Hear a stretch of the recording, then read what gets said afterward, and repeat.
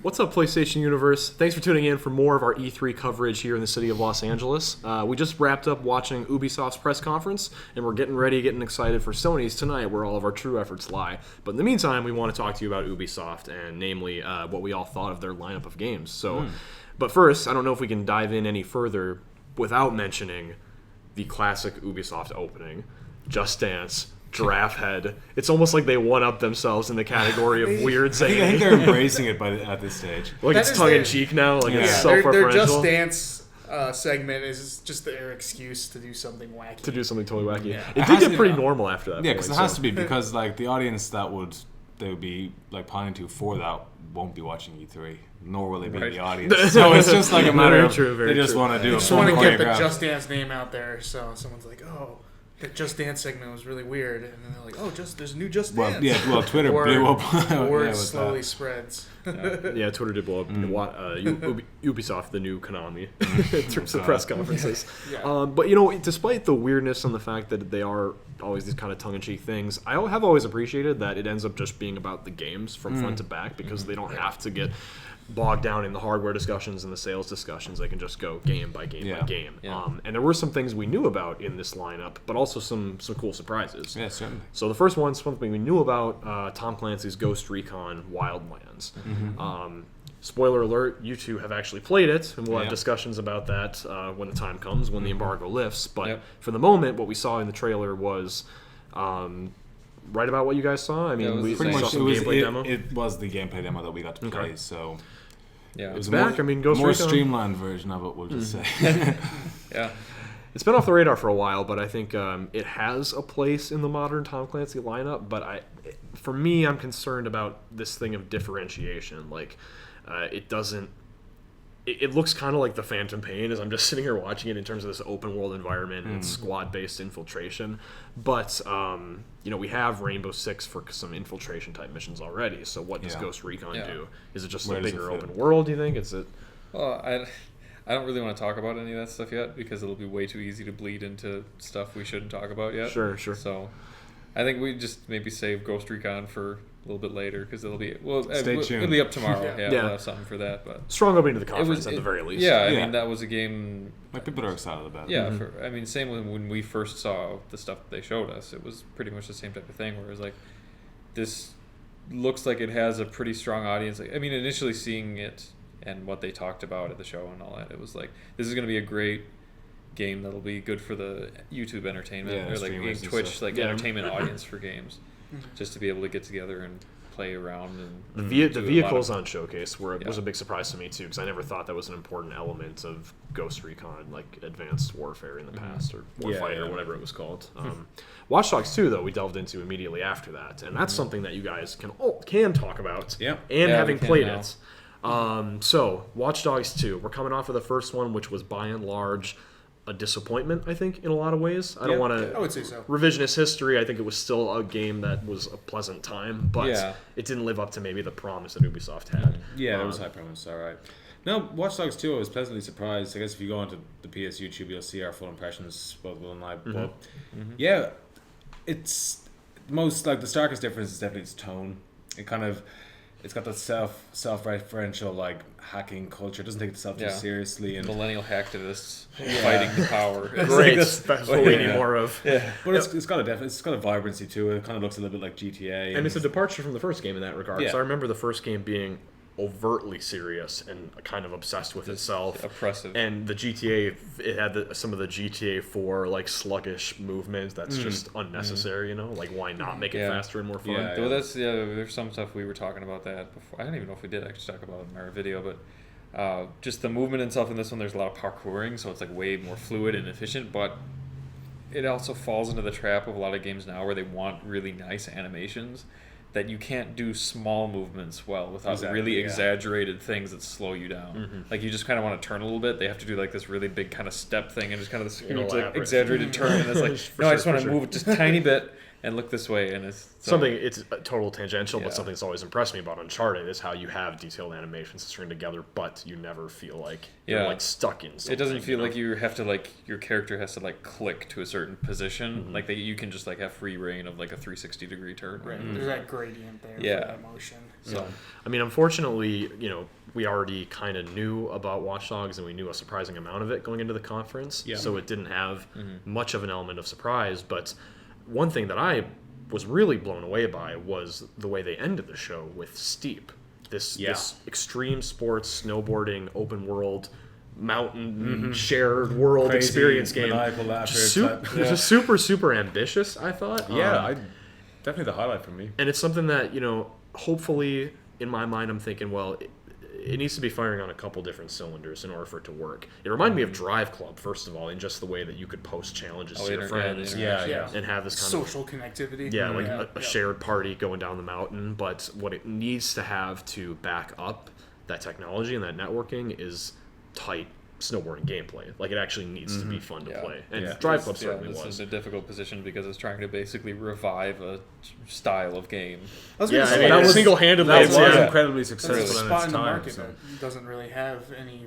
Yeah, There is no game competitor right now. Yeah, Yeah. the SSX reboot Yeah. unfortunately fell flat on its face, Yeah. which is a shame because there's definitely, like, from going back from playing Cool Borders and SSX and stuff, there's definitely a market there. There's always, if a game is good enough, there is always a market for it. Like, For we sure. always If saw it's that fun, with people PS1 will games come and stuff. play. If somebody told me in the Yeah. PS1 era, I got like the Gran Turismo 1, like a straight car simulator would sell like 10 million copies. No, you wouldn't have thought so. Yeah. This feels almost like a skate moment to me, Yeah. like coming in off the heels of Tony Hawk's Pro Skater, which hasn't been at the time, was kind of falling off the planet a little bit, and now we have Steep coming to sort of revive that space. Yeah. Super pleased to hear that it's going to support virtual reality, because that was the Please. first thing I thought. I mean, it's gonna, it's gonna be sickening a little bit, It's because not a little bit, because you guys were both queasy after even watching really the even tiny, watching like, the really, demo, really gentle, slow moving demos last year for When like they- a couple hours. That's Yeah. true. That's true. It's It's gonna gonna put Even you just into- looking at it, it's and gonna be a seeing the test of your backflip, It's fortitude. gonna put you into a coma for a week. It will. Yeah, the wingsuits of God. The wings, baby, the wingsuit, the backflips off the cliffs when you see the cliff flying past Yeah, your sight as you when you tumble slam over. your face right into the side of a mountain on a wingsuit in full VR. Oh, that was cool to see the spills of the people that were in the trailer, It's right? flying right by the guy. Yeah. Hitting a bell. Yeah. I'm guessing it's going to control probably more on the arcadey side. I'd if hope we're so. basing it on Yeah. kind of Drive Yeah. Club. Drive Club felt more in line with, say, Need for Speed, and Yeah, that's it was just- it was leaning that's just- closer to that. Yeah, Right. It's just better for sales and just getting gamers interested in it. Yeah, and hooked absolutely. on it, so. I mean, I unfortunately was not sitting here when the South Park stuff played. So right now, Steep is kind of my game of Yeah. Ubisoft's show. But how did South Park strike you? I mean, is it I going liked to it a live up lot. to? I think it's gonna. Well, they showed some gameplay footage of this time, like Oh, walking really? through and like how you. So basically, like in the first South Park, it was like they were having a fantasy game, going back and forth Turn-based with that, RPG. Yeah. going through that, and now the kids got bored. And at the end of the first game, which they said in the press thing anyway, so I don't really care about saying this, you basically become like the king of of all the kids in there. But now all the kids are bored and they want to be superheroes, and now you're just like the king walking around, and they're just like, screw you, you have no powers, you're just and all this stuff. So then you like can create, you pick what type of superhero you want to be, like your power set type, like the genre of a person or whatever. Yeah. And then Cartman like creates a backstory for you about like all these horrible things. And the thing that they showed on that one was like how you got your powers was like he's like you're laying in your bed and you couldn't sleep because you knew that you were different from all the other kids. Then you got up and you walked out the door, and there you go, got up and you looked at the mirror and looked at yourself, and then it kept going, and like and then you left your room, and then they took control of the character and walked over to like this little toy piano and started pressing. I was like you left your room. And he's gonna walk around and it's like, come on, dude, the door's right there, just leave. Nice. Then he walks out. Awesome. And then opens the door. Oh yeah, it's like you could hear your mom's hear your mom scream, and then it was like just like a sex moan in the other room. So then he goes to check it out, opens the door, and the whole premise that Cartman sets up is that how you get your powers is because you saw your dad have sex with your mom, and then he's just like, that's how it Sounds like South Park. And then they make fun of it. Yeah, they're just like, dude, it's like, what are you talking about? It's just like, how could you? It's like, I don't know, about it being just this horrible thing, and then Kyle's just like, it's like, that's how everyone's dad has sex with their mom. And this goes on, and he's like, no, they don't. And then he just goes back and forth. So they just have a really good time with it. And it's just a totally new story that they're working with. Did we and I see like some that a lot. gameplay? Is it? Yeah, is the battle system is extended. Like, Extended. in different ways. So like, Okay. you can position your people now to Oh, either sure. closer or like behind cover, different proximities. You can A little have more not. control. You can push other characters away or bring them forward, like towards you for attack. Enemies can do that too. Okay. Doing different effects. Well, it seems like a natural extension, right? Because Yeah. at this point, by the end of Stick of Truth, at least I felt like I had virtually mastered Obsidian's system because it wasn't the most complex turn-based RPG. So it makes sense that they would complexify that with more Yeah, stuff. and it looks like it's really good, and it's going to be... It looks like they're putting as much effort and heart into this one as they did the first one. So Nice. super. And was I right in Awesome. hearing that you get a PS4 version of Stick of Truth if you pre-order this? Yeah, I think it's just current consoles. If you pre-order Stick of Truth, they said now. I don't know what. yeah. I don't know what the window for Fractured now Butthole. is. Yeah, but you get the you get the fractured butthole. You order that now, you'll get Stick of Truth for free, and Nice. you can play that right That's away. awesome. No, It's a good sweet. olive No, that's branch. good. Yeah. I heard It's a Trey. good I deal. heard Trey Good and deal. Matt had a good presence on stage too. Yeah, they had A lot few of jokes fun. that really And they're hit home with the audience. They did a really good job being out there. Which is so. surprising when I think they did say previously that they were probably done with making video games. As soon as the first one was, that they get that press conference when of the first one, they were just like, "We're done." This is such a nightmare to And do. they went through the whole THQ. Yeah, exactly. Yeah. Colin and I mentioned that Yeah. much about the engine then as well. Like if it's anything like the show, which obviously it wouldn't be to a degree, but animation wise, it's pretty easy to do. Like in comparison, In a to, game, say, yeah. They've got the work, the Right. the Well, they hard had the- stuff. yeah, the whole front-loaded, like framework building is the done. city. Yeah. It's always hardest to do it without the the first time. distraction of THQ going nuts. For sure. And we got a date, right? December 6th. I think that sounds right. It is December this year, yeah. No, Yep, nice. December 6th. Which is Starting really, to really fill up that exciting. fall. Confirmed for this year. Always a good thing considering the Yeah. delays we've been seeing from other games lately. Good Christmas present for all the South Park fans. All right, so what else do we have in the Ubisoft show? I know For Honor was a big one. Yeah, which is coming out on Valentine's Day. Oh, is it really? I don't know if that'd be yeah. The ironic that's okay. I won't be getting that on day one. The ironic Valentine's Day release dates. I always like that. So For Honor, I thought had it was a little disappointing that we start with a CG story trailer because that's not really Conducive to what we have to it's not informative, and, Yeah. and you were mentioning while we were watching the show, it's not informative anymore. Like I still we're seeing appreciate some them things. because of the work that's put into it. Yeah, but it's for our purposes. We don't care. Yeah. We need to know Right. how it plays. Yeah. And from what we saw, it seems to have, at least in my opinion, the way they handle stance changing when you're engaging a more complex enemy, like a Yeah. boss or something, it seemed really smart to me just in terms of the way that 3-direction right analog stick matches with the way you often see in movies and stuff, the way you would block high or come low to the side. Yeah. It just seemed to map really well with the way you kind of do that. And there's a lot of environmental interaction. The game graphically didn't look all that great, but you made a strong point as we were watching the show. Right, that there's just a lot of enemies that can come on screen, and Yeah. so I think Yeah, a some lot of background yeah. stuff going on. for sure. So Separate some battles, everybody fighting amongst Some themselves. of the Yeah. power has to be. It still looks great. Budgeted towards that. Yeah, I think it looks I think pretty it looks decent. pretty good, and but yeah. I mean, like we've said before, I don't even know if we said in these, but like we've all been spoiled by Naughty Dog, like Yeah. to a degree that's just absurd. In So visual it's- fidelity, yeah. So now the whole definitely. industry just has to play catch up to them, which is certainly. it's like Yeah. Again, it's a thing, but Different it's type of it's kind of unfair to other people, but that's what it is now. And then the VR stuff, the VR highlight of E3 continued an Ubisoft show as well, with both Eagle Flight and Star Trek. Was it Bridge Bridge Crew. Crew? Bridge Yeah. Crew. Yep. Okay, so we've seen Eagle Flight before because that Yeah. appeared at a Sony show, and at the time it seemed more like a tech demo than an actual experience. Yeah. But now they've blown it up to be a game in and of its own right. Yeah, it's like an actual competitive type of game where you have teams of eagles, like red and blue.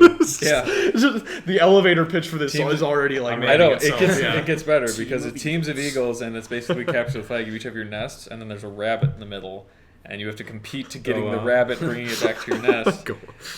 But you can shoot down the other eagles with I don't know what they're shooting, but it comes like out of their mouth and in that region, and you can shoot the eagles and pick up the rabbit and Oh, we take. know. So The it's future just- is here, is what yeah. you're saying. Projectile eagle It's- vomit yeah, is it's a- being used to full effect. it's like a tug of rope type of thing where it's just like you each have your goal. It's capture the flag type of Right. thing, basically, Yeah. just with rabbits and eagles. So, but I it was mean, they more had Miniatures capture the yeah, flag. but they had like a lot of tunnels and like low things and some like elements of the environment you can use to your advantage when you're trying to escape. Because I'm pretty sure that when you have the rabbit, you're slowed down a little bit. Sure. Yeah, yeah.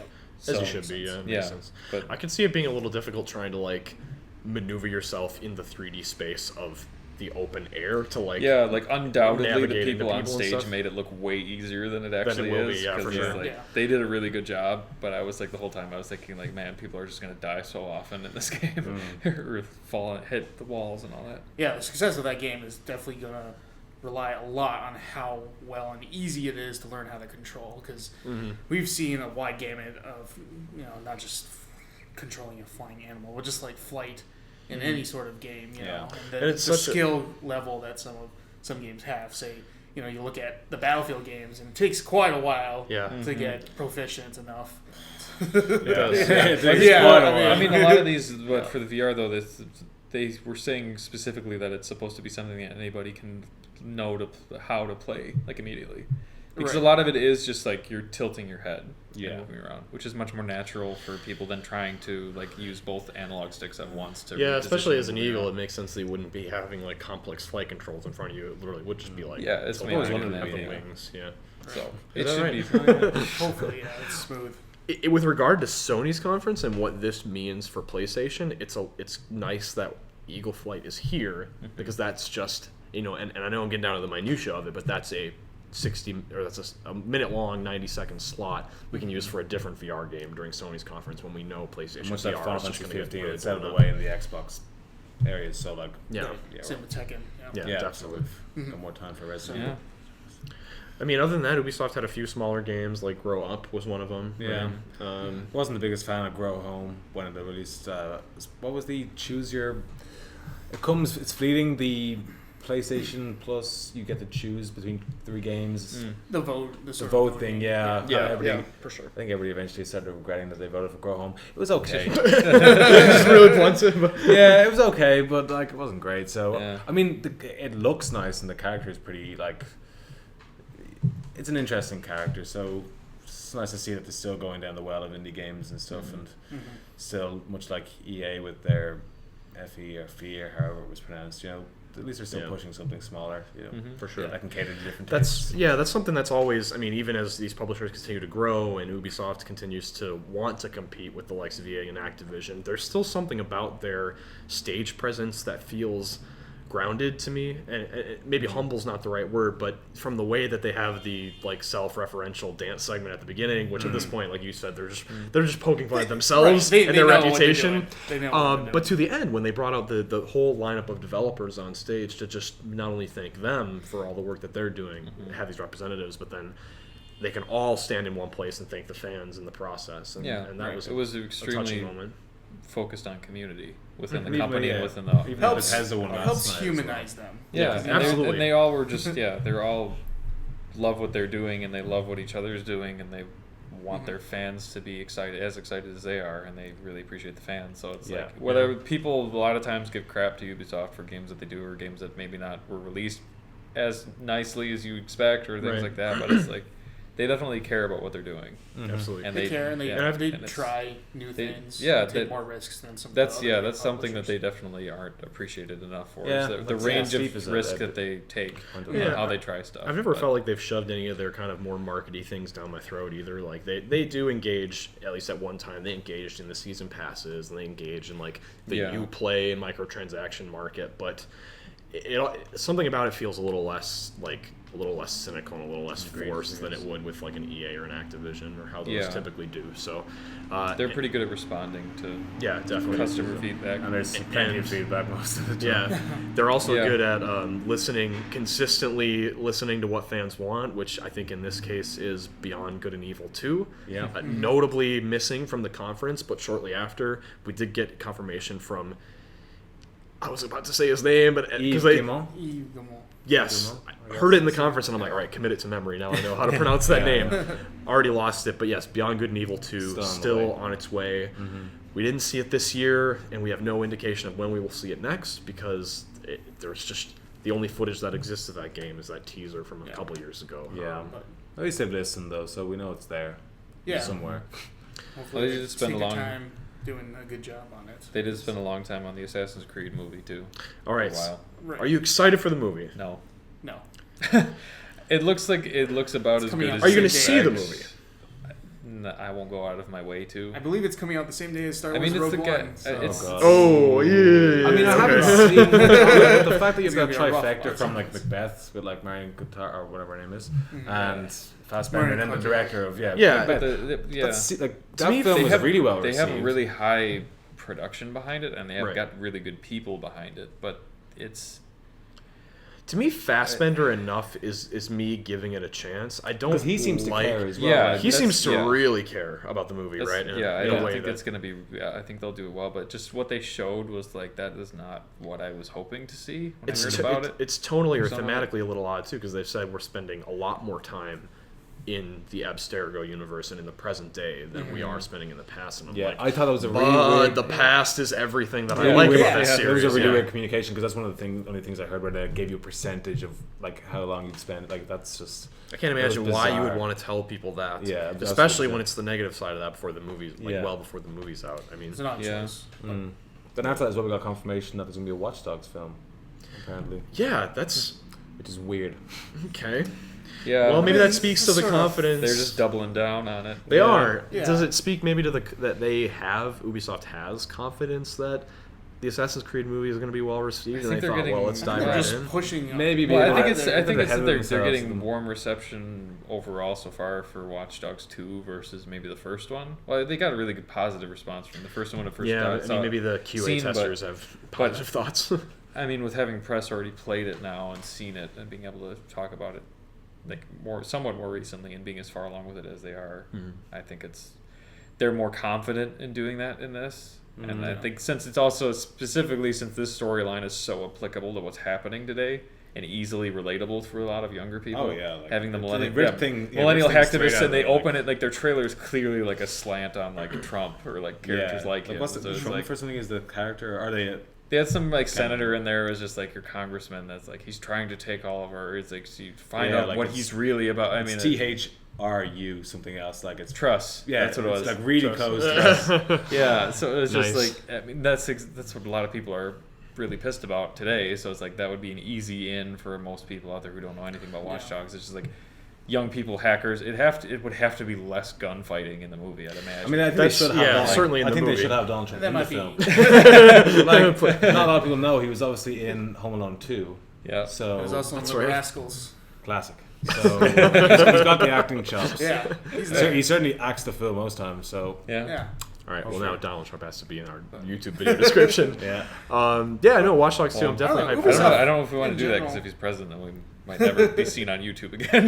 You could be pulled. Yeah. But yeah, Ubisoft in general has been really pushing for their franchises to be adapted into film. We had Prince of Persia a couple That's years true. back. Oh, don't I remind think reported that they're working on a Ghost Recon movie with Tom Hardy. And the Some- division. some Oh, that's franchises- right. Yeah. And yes, just and the recently- Division with Jake Gyllenhaal. Yeah, Division with produced and starring Jake That's Gyllenhaal. just so is the latest strange. report. Better have a line simulator with everyone getting stuck behind each That other, would be trying to get great. to the Yeah, laptop. great. Yeah. Just in the background, like little Easter So eggs. they hope he should gets have that at the blue beginning. drops. They should have that at the beginning where he has to like go in and like register for like whatever his mission is, and then it's just like there's just one person and all the other windows are closed and they're all agents are Typical waiting. day at the DMV kind of. Oh, God, Well, man. with Ubisoft being one of the most tongue-in-cheek, self-referential companies, you'd think there's at least a That'd be chance amazing. of a funny nod like I that. would love that. Yeah. Yeah. So, final takeaways. Where does the Ubisoft conference stand for you this year? I mean, Better than What's it usually is to me. Yeah, better. I was pleasantly surprised. Yeah, it was more. They weren't. Well, part of it is like I'm not usually a fan when Aisha Tyler hosts this, but she did a much better job this year. I think just because she wasn't.